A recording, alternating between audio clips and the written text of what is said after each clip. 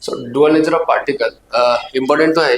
4 से 5 मार्क्स के questions CBSE या फिर ऐसे बोर्ड पे यहाँ से आते हैं, आएंगे। एक एमसीक्यू में हो सकता है या फिर 2 और 3 मार्क्स के क्वेश्चंस यहाँ पे हो सकते हैं।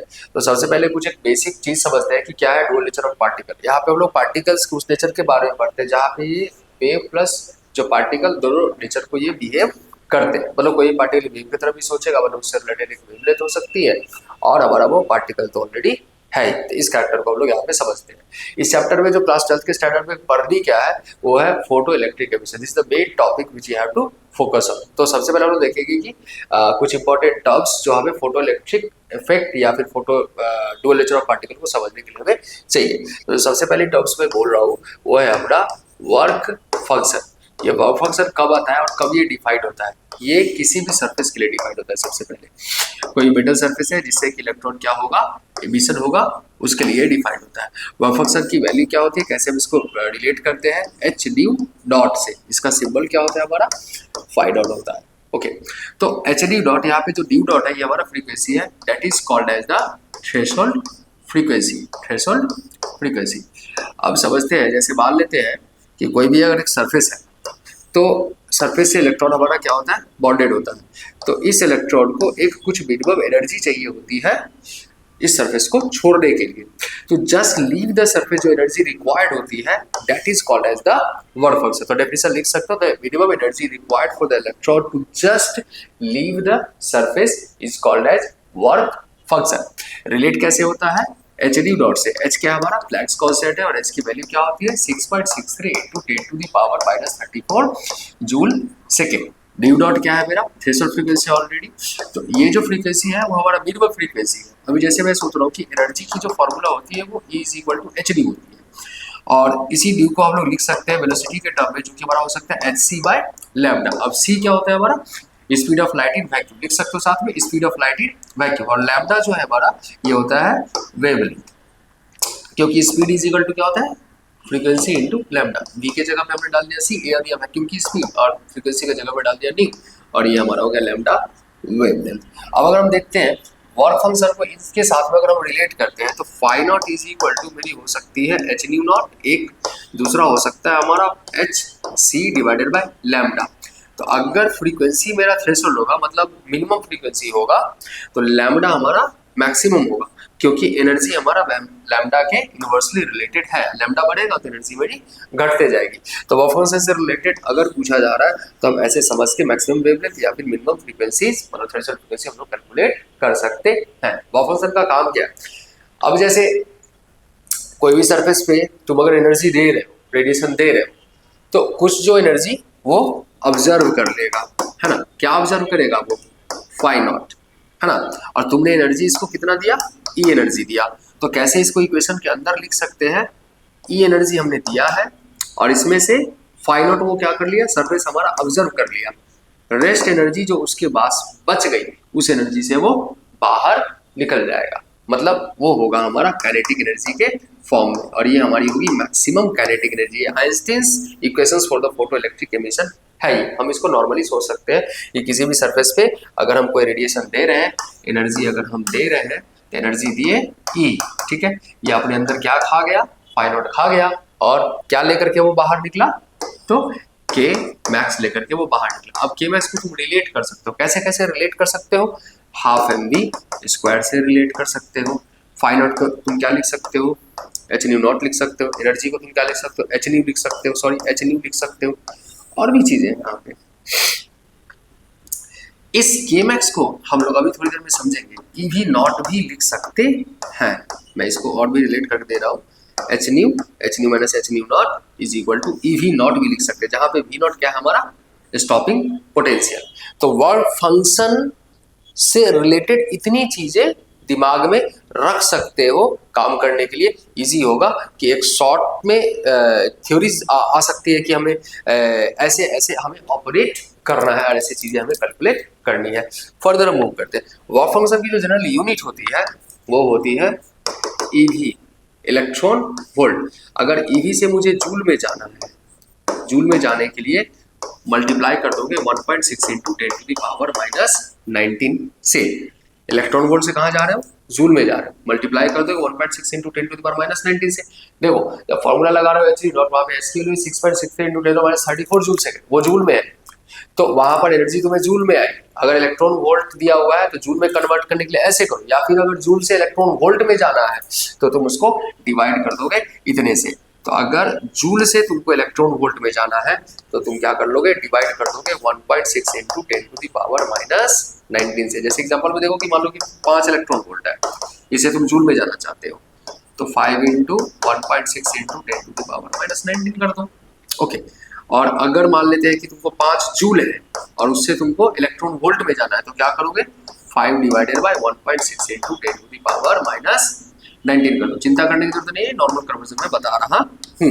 ये हमारा इलेक्ट्रॉन वोल्ट में आ गया और ये हमारा जूल में आ गया। बढ़िया। अब एमिशन से रिलेटेड पहली बात हमने बोली वर्क फंक्शंस, दिमाग में रख लो कैसे फ्रीक्वेंसी कैसे लैम्डा से रिलेट करता है, और वर्क फंक्शन को हम लोग कैसे फोटोइलेक्ट्रिक एमिशंस के जहाँ से इक्वेशंस है उसमें हम लोग यूज कर सकते हैं। और किसी भी मेटल सरफेस के लिए वो फिक्स होता है, वर्क फंक्शन हमारा क्या होता है, फिक्स होता है, फिक्स होता है। अब जैसे मान लेते हैं कि कोई मेटल सरफेस में ए लेगा, तो ए के लिए एक सर्टेन एक्स वर्क फंक्शन है हमारा, बी के लिए हमारा वाई है, तो कुछ भी कर लो ये चीज नहीं बदलेगी, ये कांस्टेंट रहेगी किसी भी एक सरफेस के लिए, वो फिक्स रहेगा हमारा। अब दूसरी एक टर्म लिखो, इंटेंसिटी। अब इंटेंसिटी क्या होता है, power related per unit area. Intensity power related, power divided by per unit area. Okay, अगर इंटेंसिटी हम इंक्रीज करते हैं तो नंबर ऑफ फोटोन भी क्या होगी, इंक्रीज करेगी, नंबर ऑफ फोटोन भी इंक्रीज करेगी, साथ में एमिशन भी इंक्रीज करेगा, एमिशन भी इंक्रीज करेगा। एमिशन इंक्रीज करेगा तो करंट की जो वैल्यू होगी, जो मतलब फोटो इलेक्ट्रिक करंट है उसकी वैल्यू इंक्रीज करेगी। तो इंटेंसिटी और करंट के बीच के अगर हम ग्राफ देखें, ये हमारा करंट है, ये हमारा इंटेंसिटी है, तो हमें ग्राफ कुछ ऐसा मिलेगा जहां पे ये बढ़ते जाएगी। ओके, अगर मान लेते हैं कि कोई सरफेस है ये वाली और सोर्स हमारा यहाँ पे है, सोर्स से रेडिएशन इस जगह पे आ रहा है, तो अभी इसको इंटेंसिटी क्या रिसीव हो रही है, I0 I1। अभी अगर हम सोर्स को थोड़ा सा पास ले आए, मान लें कि हम यहाँ पे ले आते हैं, तो हमारी इंटेंसिटी क्या हो जाएगी, I2। अभी के टाइम में I1 है स्टार्टिंग में, अभी I2 हो गया, तो इस केस में मेरा I1 जो है वो कम होगा I2 से। तो सोर्स की डिस्टेंस को अगर तुम घटाओगे तो तुम्हारा इंटेंसिटी क्या हो जाएगा, बढ़ जाएगा, क्योंकि पहले जो पूरी फोटोन थी वो इतने एरिया में डिस्ट्रीब्यूट होती है, अब इस केस में ये कम एरिया में डिस्ट्रीब्यूट, तो एरिया घट गई तो इंटेंसिटी इसकी बढ़ गई, तो I2 हमारा ज्यादा होगा I1 से। इसलिए इंटेंसिटी बढ़ाने से हमारी फोटोन की नंबर बढ़ती है और फोटो इलेक्ट्रिक करंट की वैल्यू बढ़ती है। क्या इंटेंसिटी से फ्रीक्वेंसी पर कोई फर्क पड़ता है, नहीं, intensity is something different and frequency is something different. जब भी कोई रेडिएशन होता है, मतलब अगर एमिशन हो रही है या फिर कोई रेडिएशन है, अब तो रेडिएशन के पास दो कैरेक्टर है, एक तो क्या कि उसके पास में एनर्जी है, अब उस एनर्जी को हम कैसे लिख रहे हैं, एच नी। अब कोई रेडिएशन आ रहा है तो उसके पास फोटोन है, लाइट एनर्जी आ रही है उसके पास फोटोन है, एक फोटोन के पास कितनी एनर्जी है, एच नी है। ओके, तो अगर मान लेते हैं कि इंटेंसिटी हम इंक्रीज कर देते हैं, इंटेंसिटी इंक्रीज कर देते हैं, फ्रीक्वेंसी पर कुछ फर्क नहीं पड़ेगा, क्योंकि फ्रीक्वेंसी उसकी रफ्तार को बता रहा है, स्पीड से रिलेटेड है ना, कितना तेजी से कोई जा रहा है ये बता रहा है वो, बट कितने लोग जा रहे हैं इसके बारे में जानकारी नहीं देता है। तो इंटेंसिटी चेंज करने से, इफ इंटेंसिटी चेंज अगर करते हो, फ्रीक्वेंसी डज नॉट चेंज, ये बात याद रखना है, ठीक है। चलिए, तो इंटेंसिटी बढ़ेगा, नंबर ऑफ फोटोन बढ़ेगा, लेकिन नंबर ऑफ फोटोन से एनर्जी पर कोई फर्क नहीं पड़ेगा, एनर्जी उसकी कांस्टेंट ही रहने वाली है। इसको अच्छे से एक जगह पे डेकोरेट करके शांति से लिख लो।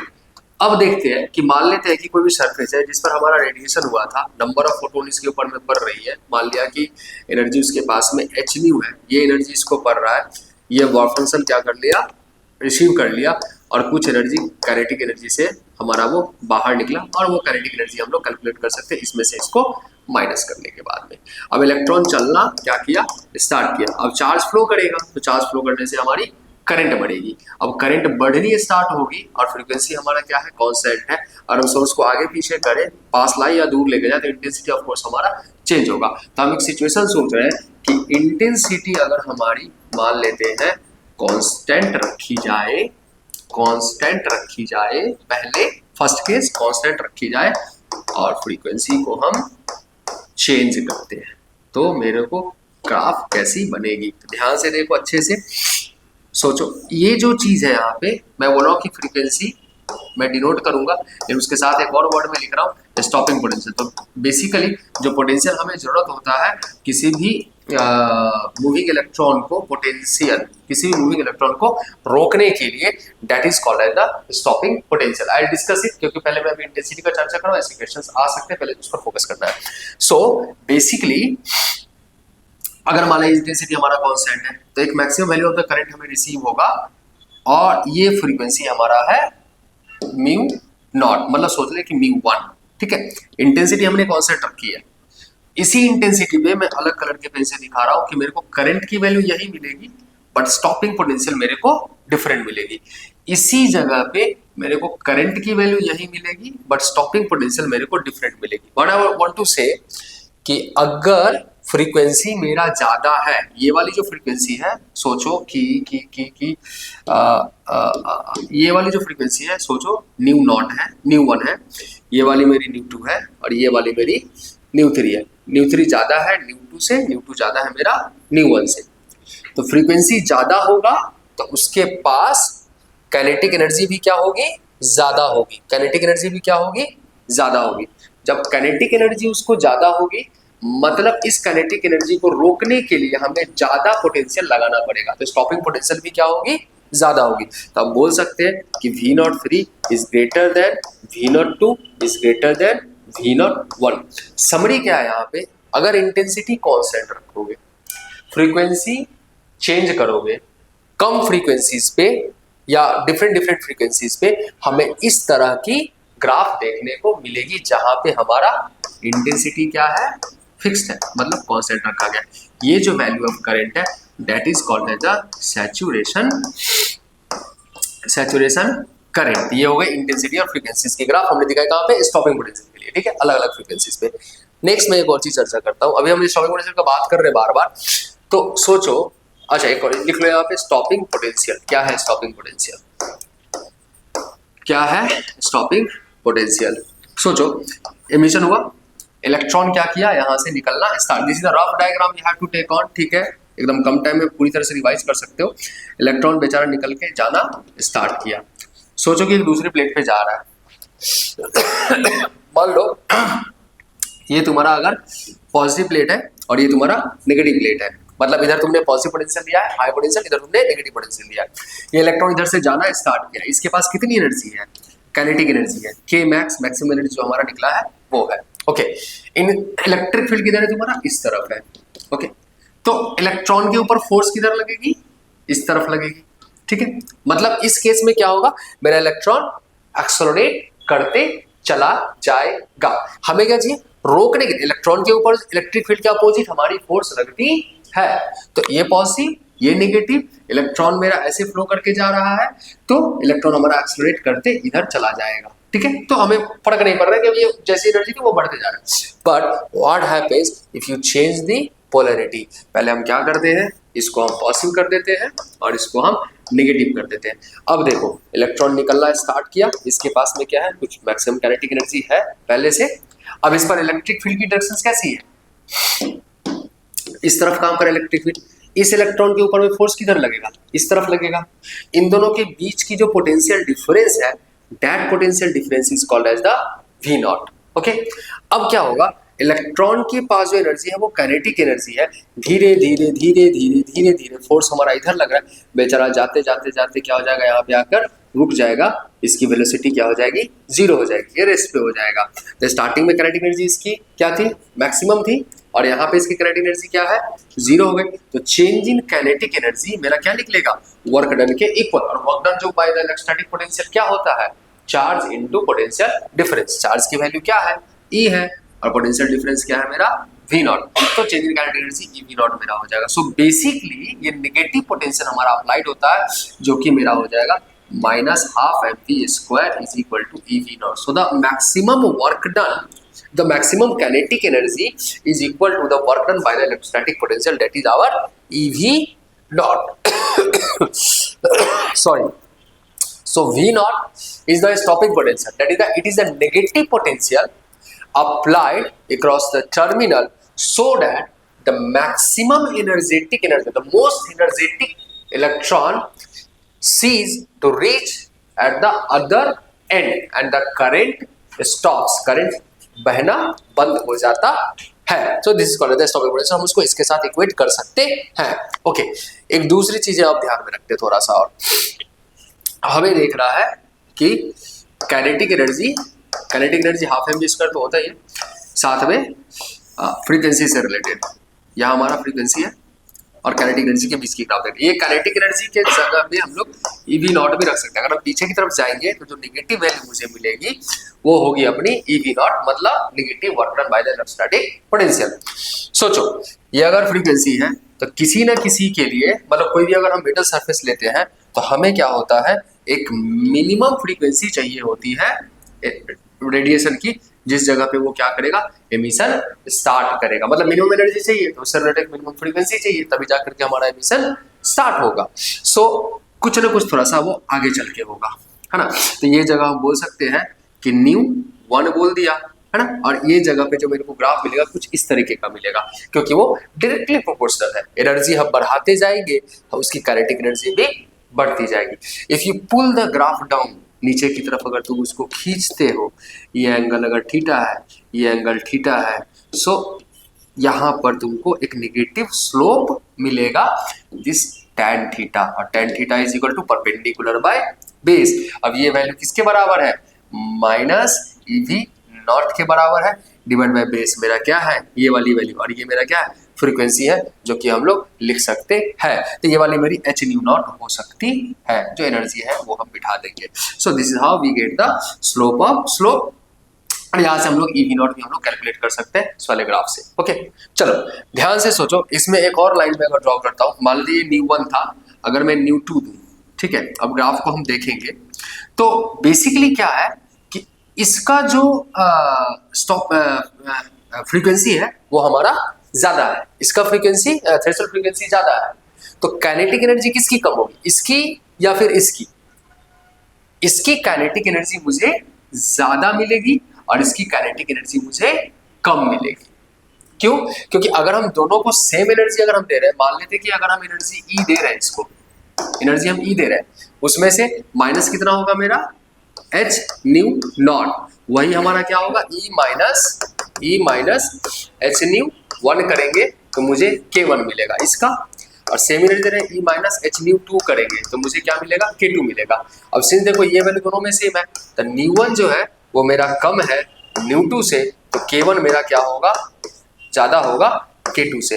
तो इसका जो स्टॉपिंग पोटेंशियल होगा वो मेरा ज्यादा होगा, इसका स्टॉपिंग पोटेंशियल मेरा कम होगा। This what you have to understand. तो इसमें से ऐसे वाले क्वेश्चंस आते हैं, एनसीईआरटी में इसका ग्राफ दिया हुआ है कि ν1 जो है वो मेरा कम है ν2 से, तो K1 जो मेरा वो ज्यादा होगा K2 से, इसकी काइनेटिक एनर्जी से। ओके, अपार्ट फ्रॉम दैट यहाँ पे और भी चीजें हैं जो पूछी जा सकती है, जो हमें मतलब कि रेडिएशन पॉसिबल है कि नहीं है, या कौन सी रेंजेस में हमारे रेडिएशंस पॉसिबल है। अब जैसे मान लेते हैं कि एक सरफेस है, अब इस सरफेस पर मुझे सपोज करो कि रेडिएशन हो रही है वायलेट में, VOILET वायलेट रेज अगर हम दे रहे हैं तो इस पर हमारी रेडिएशन हो रही है, और हमने इसको रिप्लेस कर दिया रेड लाइट से, तो क्या हमारा एमिशन होगा या नहीं होगा?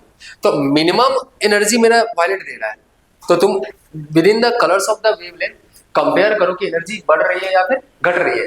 तुम्हारा हो सकता है कि रेडिएशन देते उन्होंने बोला कि ज्यादा एनर्जी दे रही है या कम एनर्जी दे रही है, तो उसको तुम कलर के बेसिस पे भी तुम उसको चेक कर सकते हो। तो वायलेट को हमने रिप्लेस कर दिया रेड से। अब अगर देखोगे कि विब्जियोर आ रहा है हमारा ऐसे, तो जैसे जैसे हम ऊपर की तरफ में जाएंगे वेवलेंथ हमारी बढ़ती जाएगी और फ्रीक्वेंसीज हमारी घटती जाएगी, तो ऑब्वियसली हमारा एनर्जी भी क्या होगा, घटता जाएगा। तो अगर किसी भी रेडिएशन के लिए वायलेट को अगर हम चेंज कर देते हैं रेड से, तो ऑब्वियसली हमारी एनर्जी, इंसिडेंट एनर्जी घट जाएगी, और वायलेट पे एमिशन हो रही थी, मिनिमम एमिशन हो रही थी, तो इस पर भी हमारा एमिशन नहीं होगा, रेड पर एमिशन नहीं होगा। अगर वायलेट से कुछ ज्यादा एनर्जी है, जैसे नीचे आ जाता है हमारा यूवी रेज आ जाते हैं, या फिर हमारा गामा रे आता है, तो इन सब के लिए हमारा एमिशन पॉसिबल होगा। ओके, कुछ सर्टेन एलिमेंट्स है, सीजियम है, पोटेशियम है या फिर सोडियम है, इन सब के ऊपर अगर हम विजिबल लाइट भी अगर देते हैं तो एमिशन हमारा हो जाता है। ऐसे पिछले 2-3 साल में इस तरह के क्वेश्चन सर रीजन में पूछी गई है कि येलो लाइट पे एमिशन हो रही है कि नहीं हो रही है, ये चीजें। तो आयरन या जिंक या जो सॉलिड मेटल होता है उसका विजिबल रेडिएटिव वाली अगर हम लाइट देते हैं तो उस पर हमारा कोई भी एमिशन नहीं होता है, क्योंकि उनके पास सफिशिएंट एनर्जी नहीं होती है जो बफर फंक्शन के बैरियर को क्रॉस कर सकेंगे। So to control to contribute to the emission, the energy of the incident must be greater than the work function, or the minimum it should be equal to the work function. For the just to the emission, to have the photoelectric current or have the kinetic energy, you must have the greater energy than the work function. अभी हमें यहाँ पे ऐसे भी question आ सकते हैं जहाँ पे हमें ratio of the kinetic energies पूछी जा सकती है। अगर हमारे करंट के जो वैल्यूज हैं वो पर्टिकुलर इंटेंसिटीज पे मुझे इस तरीके से मिल रहे हैं तो, या फिर हमें फ्रीक्वेंसीज की रेशियो दे रखी है, वहाँ पर हम लोग एनर्जी भी कैलकुलेट कर सकते हैं या स्टॉपिंग पोटेंशियल की वैल्यू हम लोग कैलकुलेट कर सकते हैं। तो जो इक्वेशंस मिले हैं यहाँ पर हमने जो बिठाई है, सेम इक्वेशंस को यूज करके काफी हद तक न्यूमेरिकल सॉल्व करी जा सकती है। अपार्ट फ्रॉम दैट एक और चीज मैं चर्चा कर रहा था जैसे अभी कि डी ब्रॉय वेवलेंथ, जैसे कोई भी पार्टिकल है और अगर वो चलता है तो उसका जो मोमेंटम होता है that is p is equal to h by lambda होता है, या फिर lambda is equal to de Broglie wavelength is equal to हम बोल सकते हैं h डिवाइडेड बाय p। कोई पार्टिकल से रिलेटेड उसकी वेवलेंथ होती है और ये wavelength can be given by h divided by p। और ये हम एटम में भी डी ब्रॉय को रिलेट करके जो एटम चक्कर लगाते हैं तो वहाँ पर 2πrn जो होता है, जो रेडियस जो पेरीमीटर से होती है वो equal to the n lambda के इक्वल होता है हमारा। ओके, तो मुझे लग रहा है इतना काफ़ी है जहाँ पर हम रिलेट करके फुटबॉल नेचर की एक समरी थोड़ी सी मतलब मुझे मिल जा रही है यहाँ पे। और अगर हम इतना चीज़ ध्यान में रख सकते हैं तो ऑब्वियसली 3 to 5 मार्क्स मतलब 1 to 5 मार्क्स जो भी क्वेश्चन हमारे आएंगे उस तरह की क्वेश्चन को हम सॉल्व यहाँ पे कर सकते हैं। ओके।